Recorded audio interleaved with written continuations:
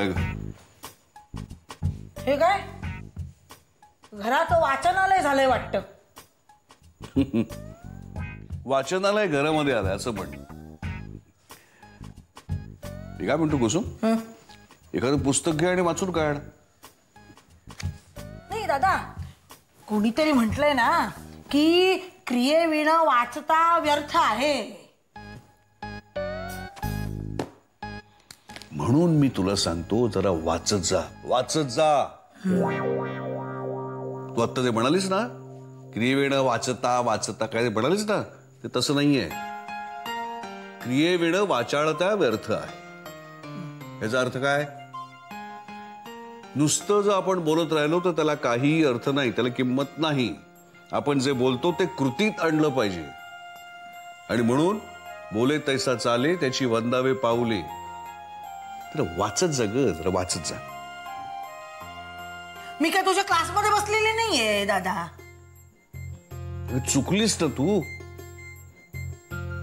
चुकलीस ना म्हणून सांगितलं. बर चल, काय सांगायला आली होतीस? हा पसारा कशाला काढून ठेवलाय एवढा? हा पसारा नाहीये.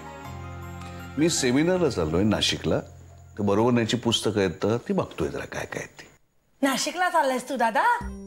एकटा. मी काय येणार नाहीये तुझ्या बरोबर. एकटा जातोय असं सांगतोस तू? नाही, सांगितलं आपलं. पण दादा, तू नाशिकला जातोयस ना, तर मग त्र्यंबकेश्वरला जायला विसरू नकोस. हा, मग त्र्यंबकेश्वरला जाऊन आलास ना की मग मुक्तिधामला जा. एक मिनिट, मी शिक्षणाच्या सेमिनारला चाललोय. धार्मिक क्षेत्राने भेटी नाही आहेत माझ्या. तीर्थयात्रेलाही चाललो मी.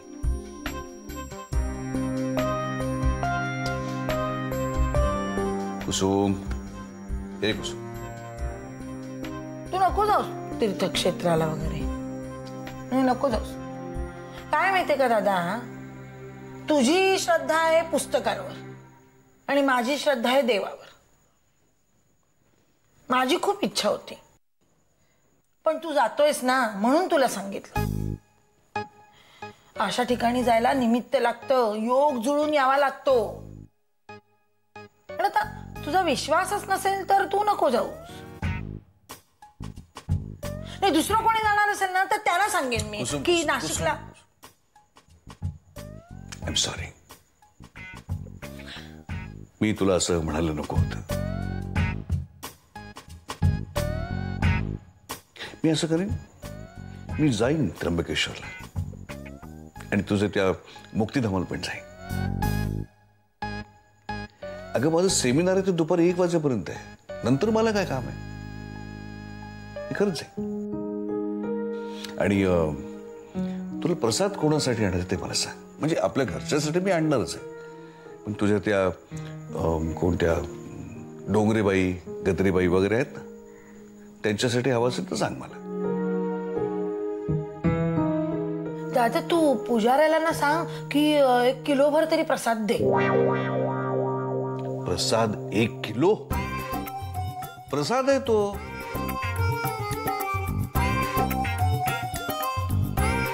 बस आणि आणशील ना? पण आणल्यानंतर मला वाटायला सांगू नकोस. हा का? नाही, काही जणांना मी प्रसाद वाटल्यावरती प्रॉब्लेम होतो. नाकं मुरडली जातात, हात तोंडाशी येऊन थांबतो, संशय घेतात काही लोक. अगं पण का? नाही, कळेल. तू प्रसाद घेऊन ये म्हणजे कळेल तुला.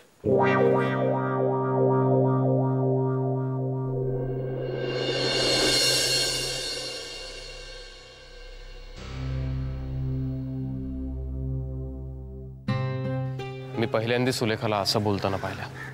आता कळलं ना तुला मी इतक्या पोटतिडकीने का बोलत असते. आणि जेव्हा ते बोलते तेव्हा मला काय वाटत असेल. कारण तू तिचं बोलणं ऐकलंयस फक्त. मी तिच्या वागण्याचे परिणाम भोगलेत ना. मग का काहीतरी बडबडलीस तिथे? मला राहवलं नाही. तू शांत राहायला हवं होतंस. अरे भीती वाटली मला, मग खूप राग आला आणि म्हणून हायपर झाले मी. आणि या सगळ्या प्रकारातून तिला काय मिळालं मला माहिती नाही. पण स्वप्नील, एक गोष्ट ठळकपणे पुन्हा जाणवली. ती म्हणजे ममांना सुलेखापासून कोणत्याही क्षणी धोका आहे. काय करू शकतो आपण? मम्मांना तिथून हलवू शकत नाही. हे सुलेखाला तिथून बाहेरही काढू शकत नाही किंवा आपल्यापैकी कोणी तिथे जाऊन राहूही शकत नाही. काहीतरी करावं लागेलच.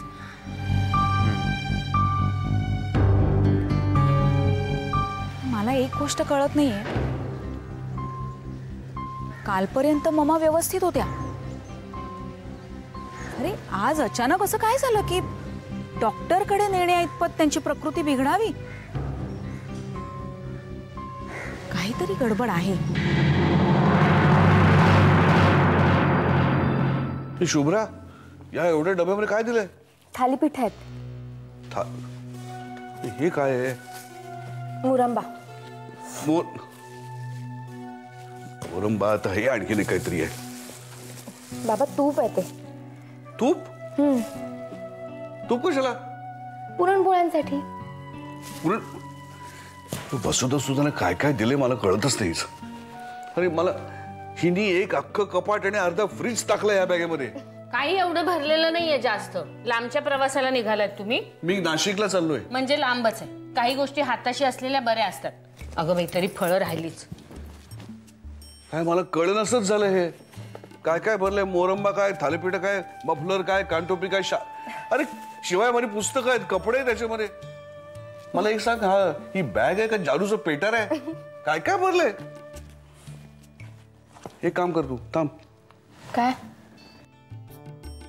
हे आहे ना, हे काढ, हे घेऊन जा, आत लपवून ठेव जा. मी नाही नेणार आहे. बाबा आई म्हणतात तर घेऊन जा ना. अगं काय घेऊन? काय चाललंय? बाबा म्हणतात हे नको. सगळ्या गोष्टी हव्या, सगळं नीट व्यवस्थित भरून ठेव. ते काय लाख सांगतील ग. स्वतःला काय हवं नको त्यांना तरी कळतं का? ऐन वेळेला काही सापडलं नाही की मग गोंधळतील. ही फळं पण घ्यायची, ही ठेव. आणि प्रवासात बाहेरचं कशाला खायचं, घरचं चांगलं अन्न असताना. थालीपीठ आणि मोरंबा? हो. काय मला कळतच नाहीये. माझे मित्र 5 मिनिटात संपवतील सगळं हे. मग देऊ नका कोणाला. अगं असं शक्य असतं का? त्या बापा सरांनी सांगितलंय, त्यांच्या बायकोला ऑलरेडी सांगून ठेवलंय, तू काही देऊ नकोस, शास्त्री सर येत आहेत म्हणून. अगं बाई म्हणजे तर हे कमीच पडेल. अगं नाही, त्यांना असं करा, त्यांना शास्त्र म्हणून थोडं थोडं द्या, बाकीचं सगळं तुम्ही घ्या. हा पण ते राहू दे. हे काय? मफलर, कानटोपी? हो हो मला माहितीये ह्यातलं तुम्हाला काहीही लागणार नाहीये. पण तुमचे एवढे मित्र येणार आहेत ना बरोबर, कुणीतरी काहीतरी विसरणारच. आणि आपण आहोतच ना मदत करायला. आपल्याला त्रास झाला तरी चालेल, समोरच्याचा त्रास भगवत नाही, म्हणून ही एक्स्ट्रा तयारी आहे. कळलं? अगं पण वसुधा, हे बघा तुम्ही उगीच कारण सांगू नका. अगं बॅग जड होते या सगळ्या गोष्टींमुळे. मला ती 4 पुस्तकं आहेत ना ती बाजूला काढा. एक काम करू आपण, तू ये माझ्या बरोबर, चल. आई हे मात्र बाबा अगदी बरोबर बोलतायत. अहो, काय बरोबर? मी तिकडे सेमिनारला येऊन काय करू? नको बाई मला कंटाळा येईल. कंटाळा कशाला आहे? मी आहे तुझ्या बरोबर. तुम्ही सेमिनारहून परत आल्यावर सुद्धा सेमिनारच्याच विश्वात असणार तुम्ही. माझं हे किचनचं विश्व चांगलं आहे आणि घरची जबाबदारी आहे माझ्यावर. घर कोण सांभाळणार? याच्यात हसण्यासारखं काही आहे का? नाही नाही, हसण्यासारखं काही नाहीये. काल काय झालं, बाबांना मी वसुधा काय म्हणेल सांगत होतो ना, एक्झॅक्टली या शब्दात सांगितलं मी तिला. नाही सॉरी, म्हणजे तसं असू दे. आणि सेमिनार बिमिनारला येणार नाही मी. नुसते कुठे फिरायला निघालात ना तर विचार करीन. नक्की? हो. शुअर? हो य. ठरलं. मी सेमिनारला जाऊन येतो, मग आपण दोघं जाऊ भटकायला. बर. तेव्हा आपण हे सगळं जड सामान जे आहे. हे बघा, सामान न नेण्यासाठी आता काहीही कारण सांगायची नाही. शुभ्रा, सगळ्या गोष्टी बॅगेत व्यवस्थित भरून ठेव आणि मग आत ये. अजून 2 पिशव्या आहेत. अजून 2? तुला हसायला काय झालंय? मला एक आयडिया सुचली. हिला ना कुसुम बरोबर एकदा तीर्थयात्रेला पाठवलं पाहिजे. ने केवढं जड सामान नेतेस तू, ने. मी भरीन बॅग तिची. बर, हे घे, हे तुला घे, मौज मजा कर जा. बाबा हे तुमच्यासाठी आहे. अगं नको ग आता मला. तू एक काम कर, ते 2 पिशव्या यायचे आहेत ना, आणि ते मी भरतो हे सगळं. जा आता आणते. अगं हे इथे काय घेऊन आलीस? जा जा ठेवून ये. हो कळवते मी तुला. हो आता बरी आहे, ठेवते. आई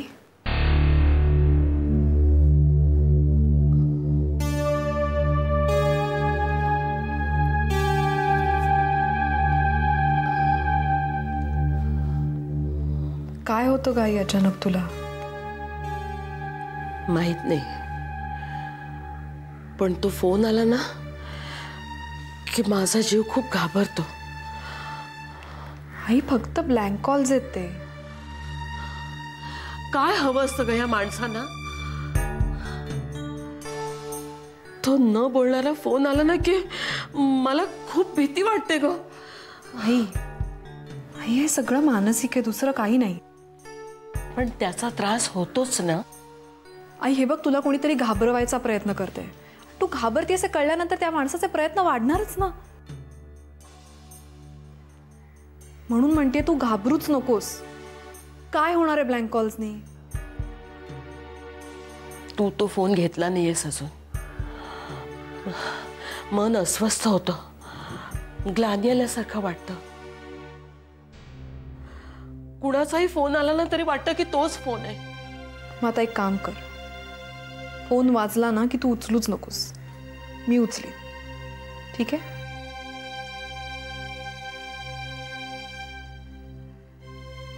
मला आश्चर्य वाटतं आई, हे सगळं कालपासून घडतंय आणि मला सुलेखाकडनं असं समजलं की आम्ही असताना सुद्धा हे सगळं सांगायला तू प्रियाला फोन केलेस. हो. का? आम्ही कोणी नाही होत तुझ्या? कुणीतरी सोबत असणं आणि कुणाची तरी साथ असणं यात फरक आहे पूनम. म्हणजे एक डोळस त्याला दिसणारा प्रॉब्लेम आंधळ्याला कसा सांगू शकणार पूनम? जी मुलगी केवळ स्वतःच्या बहिणीने सांगितलं म्हणून स्वतःच्या आईला असायलम मध्ये पाठवते, तिला काय सांगणार? आई पण आत्ता सुद्धा माझा प्रॉब्लेम मानसिक आहे असंच तू म्हणालीस. प्रिया मला मदत करू शकेल की नाही मला माहित नाही, पण माझ्या मुलींसकट सगळ्या जगाने जेव्हा मला वेडी ठरवलं ना तेव्हा फक्त प्रियाने माझ्यावर विश्वास ठेवला. प्रिया आंधळी नक्कीच नाहीये.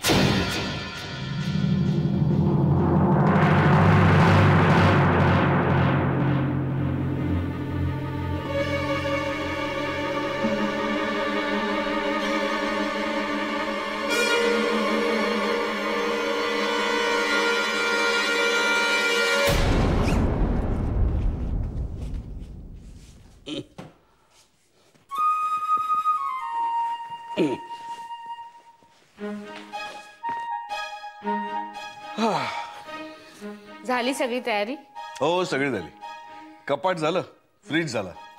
आता हा पलंग फोल्ड करता येईल का ते पाहतोय.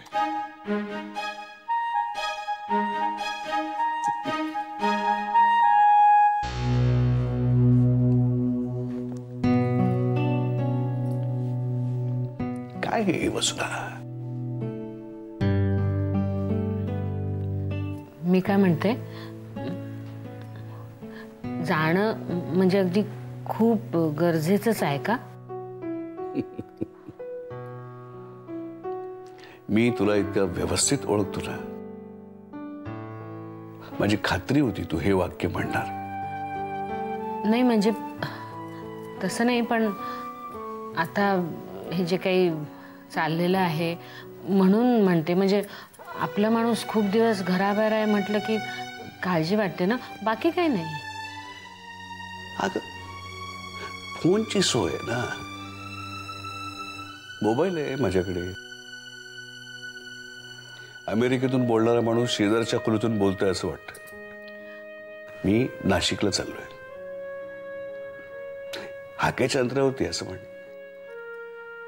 काही तासांचा फरक फक्त. तुला काही वाटलं ना, हाक मार. 4-5 तासामध्ये मी घरी हजर आहे. अहो आता तुम्ही इतक्या वेळेला सेमिनारला गेलात, अगदी 15-15 दिवस सुद्धा गेला होतात, तेव्हा मी काही म्हटलं का? अचानक कधी आधीला पोलिसांनी वगैरे बोलवलं तर गोंधळून जायला होतो. नको काळजी करूस, बाबा आहेत ना इथे. आणि चंदूला मी सांगितलंय रोज चक्कर मारच.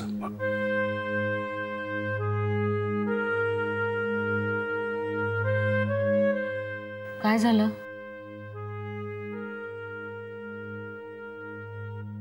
काही नाही. विचार करतोय जाऊ का नाही म्हणून. काय असतं, घराच्या बाहेर पडताना आपल्या माणसाच्या चेहऱ्यावरती जरी टेन्शन असेल ना, तर पुन्हा एकदा विचार करावा असं म्हणतात. जाऊ ना मी. अहो तसं काही नाही, जा तुम्ही. म्हणजे तुमचं जाणंही महत्वाचं आहे कळतंय मला. फक्त काळजी घ्या आणि रोज निदान एक तरी फोन करा. हा नाही बघा, ती कानटोपी घालायला विसरू नका. कुणी काही म्हणू दे. नाशिकला 4 डिग्री टेम्परेचर आहे, मी आजच पेपरला वाचली. आणि थालीपीठ दिलेत ना, ती जाता जाताच खाऊन टाका. पुरणपोळ्या कधी खाऊ? चेष्टा करू नका हो. ऐका माझं जरा, तिथे गेल्यावर रोज गरम पाण्याने आंघोळ करत जा. हो. गरम पाणी नसेल तर गरम पाणी मागवून घ्या आणि आंघोळ करा. जास्त वाऱ्यावरती हिंडू नका. बरेच दिवसांनी मित्र भेटलेत म्हणून गप्पा मारत बसू नका, जागरण करू नका.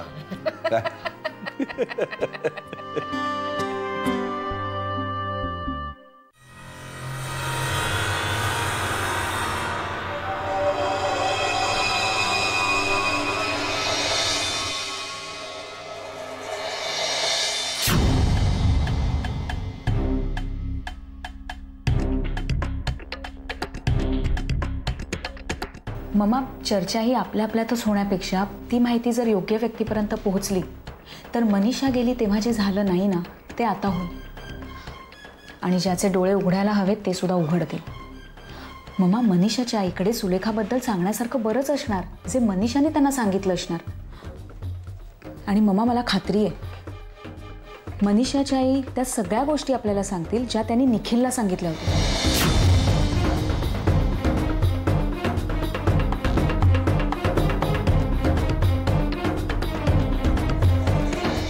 ती मनीषाची आई येणार होती ना, ती येणार नाही एवढंच सांगितलं तिने. आणि कॅन्सल झालं हे सांगायचं कशाला तुला, म्हणून मी काही बोलले नाही. येणार असते तर मी कळवलंच असतं ना तुला.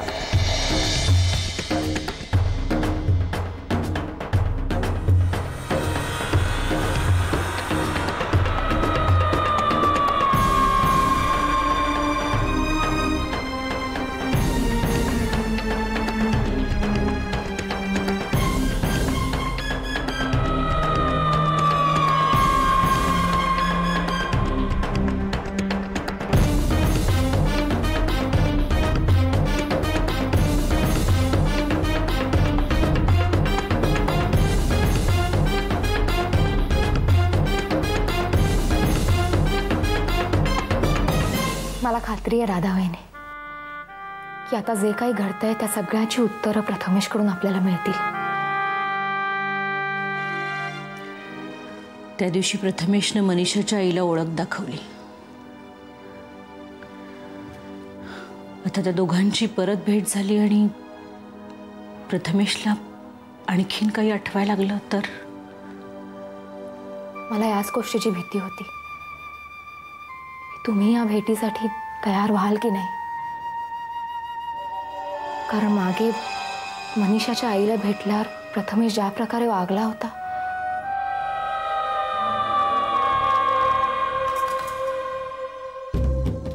पण आता मला कळलंय त्यावेळेस प्रथमेश तसं का वागला होता.